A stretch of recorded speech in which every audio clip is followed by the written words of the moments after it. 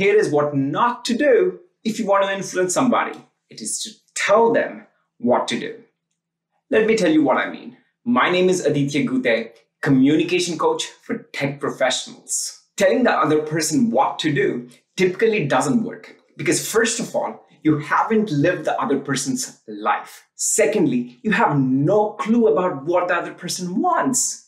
Thirdly, you're destroying the self-confidence of the other person because you're making them believe that they can't come up with the solution themselves. Here are 3 things you can do instead.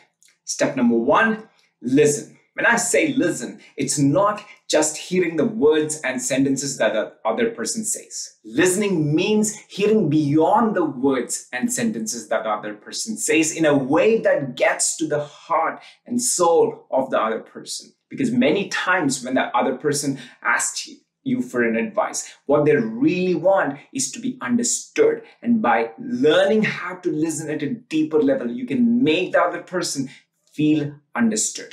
And this process of listening at a deeper level takes place in several steps. So in the next video, I'm going to make a detailed video on how to be able to listen at a deeper level. For now, we will move to the step number 2. Step 2, give them an advice if they ask for an advice. In spite of making the other person feel understood, if they still insist on getting an advice, give them an advice. Step 3, give an advice with non-attachment.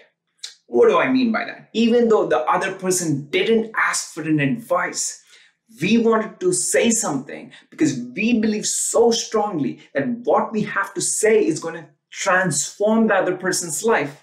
In those scenarios, share an advice without any attachment. Kind of like what I'm doing here. If you haven't noticed it, this is a hypocritical video. I am giving an advice to you not to give an advice. It's a hypocrisy, but I do it with non-attachment. If the content of this video resonates with you, great, make it yours. If it doesn't, throw it in the garbage. Share an advice with non-attachment. In summary, we spoke about things not to do and things to do if you want to influence somebody.